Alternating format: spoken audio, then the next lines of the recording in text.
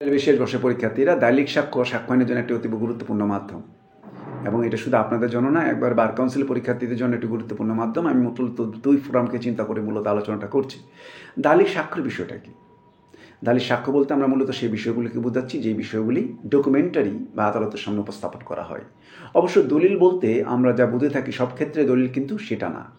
দলিল বলতে আমাদের 3 ধারায় জানেন যে সব বিষয়ের সংজ্ঞা দেওয়া আছে। সব বিষয় মানেছে যে কয়টা সংজ্ঞা আইনে দেওয়া আছে আর কি, সব বিষয়ের সংজ্ঞা তো নেই যেগুলি দেওয়া আছে। তো সেই সংজ্ঞাগুলির মধ্যে কি বলা হচ্ছে? ওখানে বলা হচ্ছে অক্ষর, অঙ্ক, চিহ্ন এগুলির মাধ্যমে কোনো কিছু প্রমাণ করার জন্য উপস্থাপন করাটাই হচ্ছে দলিল। অর্থাৎ গাণিতিক সংখ্যা একটা দলিল হতে পারে, লোগো একটা দলিল হতে পারে। আমার যদি স্ট্যাম্পেই যে দলিল হচ্ছে তা কিন্তু না। ওকে, ব্যাপারগুলো হচ্ছে এইরকম। তাহলে দালিলিক বিষয় মানে হচ্ছে যে বিষয়গুলিকে আদালতে পরিদর্শনের জন্য উপস্থাপন করা যাচ্ছে, আদালত সেটাকেই দলিল বলে মনে করে এবং সেজন্য আদালতে সেটা উপস্থাপন করা যায়।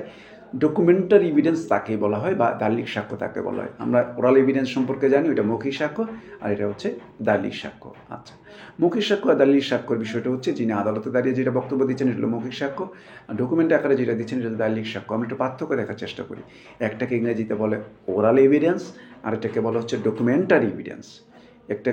এখন দুইটার মধ্যে গুরুত্বগত বিষয়গুলোর মধ্যে কোনটা প্রাধান্য পাবে? অবশ্যই মৌখিক সাক্ষ্যের তুলনায় দালিলিক সাক্ষ্যের গুরুত্ব বেশি। তখন আমরা বলবো দালিলিক সাক্ষ্যের মধ্যে গুরুত্ব বেশি, মৌখিক সাক্ষ্যের মধ্যে গুরুত্ব কম আমরা দেখতে পাবো।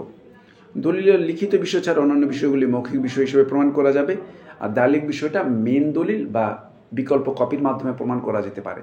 এই মেন দলিল বা বিকল্প কপি বলতে এখানে প্রাথমিক বলা হবে, ইংলিশে যাকে বলে প্রাইমারি এভিডেন্স, আর বিকল্প কপি তাকে বলা হবে সেকেন্ডারি এভিডেন্স। বাংলাতে যাকে কোথাও লিখছে গৌণ সাক্ষ্য, কোথাও লিখছে মাধ্যমিক সাক্ষ্য। অর্থাৎ বিকল্প কপি যেগুলি আইনের মাধ্যমে গ্রহণযোগ্য। বিকল্প কপিটা অবশ্যই আইনের দ্বারা গ্রহণীয়, বাস্তবসম্মত হওয়া প্রয়োজন। দলিল লিখিত বিষয়বস্তুর ক্ষেত্রে আমরা এই বিষয়গুলি দেখব। মৌখিক সাক্ষ্য প্রমাণ হতে পারে, নাও প্রমাণ হতে পারে। মৌখিক সাক্ষ্যটা নিতেও পারে, আদালত নিতেও না পারে, কিন্তু দালিলিক বিষয়টা যদি আইনের দ্বারা স্বীকৃত দলিল হয় তাহলে অবশ্যই সেটা গ্রহণযোগ্য। এর মাধ্যমে আমরা মূলত মৌখিক সাক্ষ্য আর দালিলিক সাক্ষ্য বিষয়গুলোকে আমরা দেখতে পেলাম। এগুলো ছাড়াও আমরা দালিলিক সাক্ষ্য নিয়ে যখন আলোচনা করব সেখানে আমরা আরও 2 ধরনের ভাগাভাগ দেখতে পাবো। একটাকে বলা হচ্ছে প্রাইমারি এভিডেন্স বা প্রাথমিক সাক্ষ্য, আরেকটাকে বলা হচ্ছে মাধ্যমিক সাক্ষ্য, গৌণ সাক্ষ্য, যা আমরা একটু পূর্বে আলোচনা করছিলাম।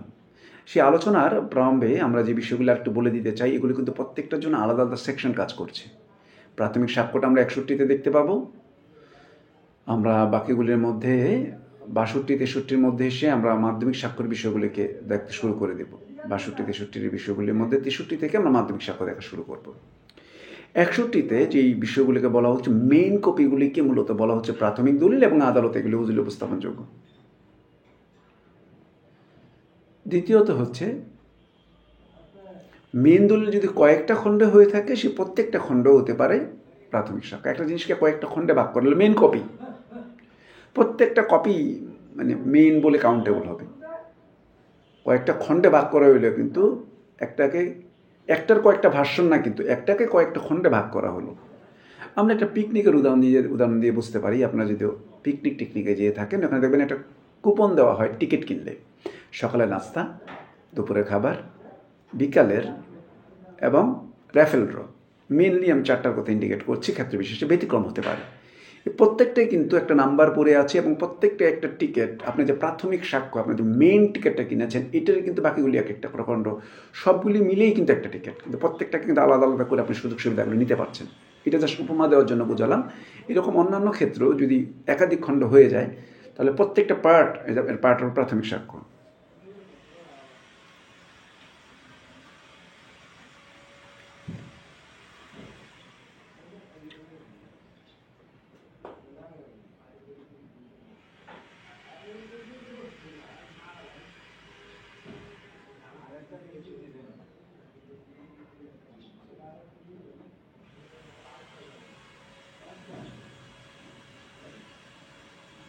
তাহলে এই জায়গার মধ্যে আমরা দালিলিক বিষয়টা দেখতে পেলাম। এরপর হচ্ছে মাধ্যমিক বা গৌণ সাক্ষ্য। এগুলো আমরা বলেছি গৌণ সাক্ষ্য মানে হচ্ছে মেইন কপিটা না, বিকল্প কপি। এখন 63 ধারা অনুযায়ী বিকল্প কপি হতে পারে, যান্ত্রিক উপায়ে যেটা প্রস্তুত করা হয়। তারপর বিকল্প কপি বা অবিকল নকল যদি বলা হয়, আমরা অনেক সময় মেইন দলিল না পেয়ে আমরা কোর্ট থেকে, আমরা রেজিস্ট্রি অফিস থেকে কী তুলি, বিকল্প কপি বা অবিকল নকল, ওটাই মাধ্যমিক সাক্ষ্য। হ্যাঁ, এবং মাধ্যমিক সাক্ষ্য এরকম, অর্থাৎ বিকল্প কপি যেটা মানে মেন কপিটা থেকে আপনাকে দেখে ওখান থেকে মিলিয়ে প্রসেস অনুযায়ী নির্দিষ্ট নিয়মকানুন অনুসরণ করে আপনাকে যে কপিটা দিবে সেটাকে বলা হচ্ছে বিকল্প কপি। মূল দলিল থেকে যেভাবে নকল প্রস্তুত করে দিচ্ছে এগুলি মূল হচ্ছে মাধ্যমিক সাক্ষ্য। এইভাবে আমরা বিষয়টাকে মাথায় নিতে পারি। এরপর বলা হচ্ছে কতিপয় বিষয়গুলির ক্ষেত্রে মাধ্যমিক সাক্ষ্য আপনাকে উপস্থাপন করতে পারবে। নর্মালি কিন্তু যেখানে মেন দলিল আর বিকল্প কপি আছে, মেন দলিলটাই কিন্তু দেখাতে হবে, কিন্তু সাক্ষ্য আইনের 65 ধারা আমরা দেখতে পাবো সেখানে বিকল্প কপিটাকে ব্যবহার করা হচ্ছে।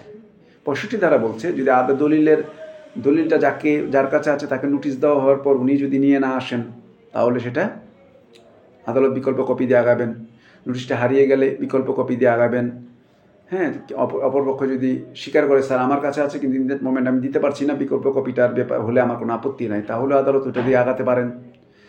তারপর হচ্ছে স্থানান্তর করা অযোগ্য, যেমন কবরের নাম ফলক, বিল্ডিংয়ের নাম ফলক, এগুলো তার নেওয়া যাওয়া সম্ভব না, তাহলে এটা বিকল্প কপি ধরে কোনো একটা প্রত্যয়নপত্র ধরে আগাবেন। হ্যাঁ, তারপর সরকারি হলে তার মেন কপিটা পাচ্ছেন না, বা জজ বা ম্যাজিস্ট্রেটের সিগনেচার করে মেন কপিটা তো আপনি পাচ্ছেন না, আপনাকে বিকল্প কপি কোর্ট থেকে দিবে 76 ধারা অনুযায়ী অ্যাপ্লাই করলে, আর সেটা একটা মাধ্যমিক সাক্ষ্য। এগুলো তারপর যদি আইনেই বলে দেয় যে মেন কপি ব্যতীত বিকল্প কপি ব্যবহার করতে পারবেন, মেন কপি দেওয়ার আবশ্যকতা নেই, আইনেই বলে দেওয়া আছে, তাহলে আপনি বিকল্প কপি ব্যবহার করবেন। এগুলির মাধ্যমে আপনি এই দালিলিক সাক্ষ্য আর মৌখিক সাক্ষ্যের বিষয়গুলি আমরা বুঝতে পারছি। এবং দালিলিক সাক্ষ্য এবং মৌখিক সাক্ষ্য বিষয়ের মধ্যে আরও একটু বিষয় কাজ করে, সেটা হলো দালিলিক বিষয়বস্তু ছাড়া মৌখিক সাক্ষ্য গ্রহণযোগ্য হবে কিনা। নর্মালি হচ্ছে দলীয় বিষয়বস্তু যেগুলো এখন আছে, দলিলভুক্ত সাক্ষ্য ছাড়া মৌখিক সাক্ষ্য দেওয়া যাবে না। যেখানে দলিল আছে দলিল দিতে হবে, এটা তো নর্মালি কথা, আমি আগে আলোচনা করছিলাম। কিন্তু ব্যতিক্রম আছে, 91-92 ধারাতে ব্যতিক্রমের কথা বলা আছে। ধারা যদি মনে রাখতে না পারেন, মূল কনসেপ্টটা মাথায় রাখতে পারেন। সরকারি পদে যিনি চাকরি করবেন উনি যদি ওই পদে বসে থাকেন তাহলে ওনার নিয়োগপত্র প্রয়োজন নাই, ওইটাই যথেষ্ট। উইলের ক্ষেত্রে উইলকে কার্যকরী করার জন্য যে আদালতে মামলা করে যে প্রবেট মামলা করতে হয়, উইলের ক্ষেত্রে যে মামলাটা করা হয়, উইল তো মৃত্যুর আগে কার্যকরী হয় না, মৃত্যুর পরে কার্যকরী হয়। তখন মৃত্যুর পরে কার্যকরী হওয়ার জন্য ওখানে যেই বিষয়টা কাজ করবে, কী কাজ করবে, বিষয়টা কাজ করবে, সেটা হচ্ছে সেই বিষয়টা সম্পর্কে আদালত থেকে অনুমতি নিতে হবে, একে প্রবেট মামলা বলে। তো উইলের ক্ষেত্রে প্রবেট মামলাটা পারমিশন নিলে উইল অ্যাক্টিভ হয়ে গেছে। তারপর যদি 92 ধারা অনুযায়ী যদি প্রতারণার মাধ্যমে চুক্তি হয়ে থাকে তাহলে আপনি মৌখিক সাক্ষ্য দিয়ে এই দলিলটা বাতিল করতে পারেন।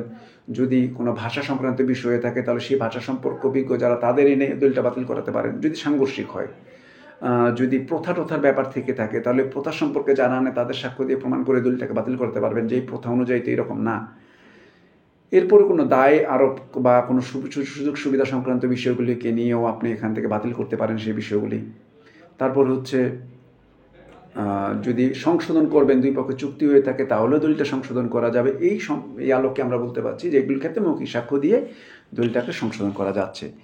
এই হচ্ছে দলিলভুক্ত সাক্ষ্য সম্পর্কে আমরা বিষয়গুলিকে দেখলাম। দালিলিক সাক্ষ্য,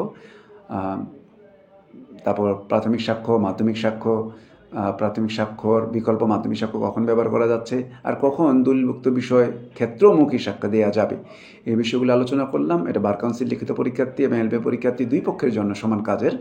আশা করি সবাই উপকৃত হবেন। এতক্ষণ শুনেছেন এই জন্য কৃতজ্ঞতা জ্ঞাপন করছি। সবাই ভালো থাকবেন। ধন্যবাদ সবাইকে।